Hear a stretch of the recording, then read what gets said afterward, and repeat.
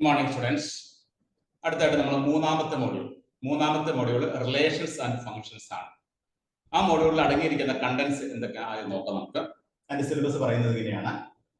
Cartesian products നമുക്ക് ആദ്യം പഠിക്കേണ്ടത് Cartesian products, then binary relations, then functions. Function തന്നെ ഡൊമൈൻ എന്താണ്? Range,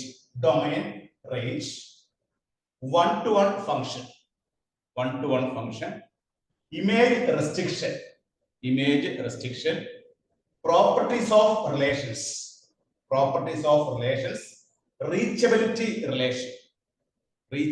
relation, reflexive relations, symmetric relation, transitive relations, anti-symmetric relations, then partial order relations, equivalence relations, irreflexive relations, then partially ordered sets, Hasse diagram, maximal minimal elements, least upper bound. ഇത്രയും കാര്യങ്ങളാണ് നമുക്ക് മൂന്നാമത്തെ മൊഡ്യൂളായ relations and ഫങ്ഷൻസിൽ പഠിച്ചിരിക്കുന്നത്. അപ്പോൾ ഈ ടേമുകൾ ഓരോന്നായിട്ട് നമുക്ക് പഠിക്കണം. ആദ്യം കാർട്ടീഷ്യൻ പ്രൊഡക്റ്റ് എന്താണെന്ന് പഠിക്കണം, പിന്നെ അതിനുശേഷം ബൈനറി റിലേഷൻ പഠിക്കണം, പിന്നെ അതിൽ നിന്ന് ഫംഗ്ഷൻ ഡെവലപ്പ് ചെയ്യുന്നു, വൺ ടു വൺ ഫംഗ്ഷൻ എന്താണെന്ന് പഠിക്കണം. അങ്ങനെ നമ്മൾ ഓരോന്നായിട്ട് നമുക്ക് ഡിസ്കസ് ചെയ്യാം.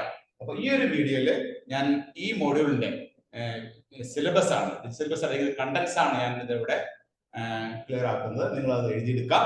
അപ്പൊ അടുത്ത വീഡിയോയിൽ നമുക്ക് കാർട്ടീഷ്യൻ പ്രൊഡക്റ്റിൽ നിന്ന് തുടങ്ങാം. കാർട്ടീഷ്യൻ പ്രൊഡക്റ്റ് എന്താണ്? കാർട്ടീഷ്യൻ പ്രൊഡക്റ്റ് പറയുന്ന മറ്റൊരു പേരാണ് ക്രോസ് പ്രൊഡക്റ്റ്.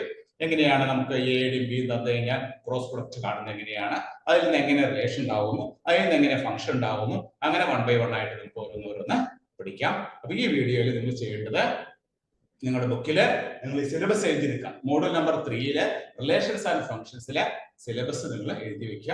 എന്നിട്ട് ഇതിൽ ഓരോ ടേമുകൾ നമുക്ക് നെക്സ്റ്റ് വീഡിയോയിൽ 1 by 1 ആയിട്ട് പഠിക്കാം കേട്ടോ.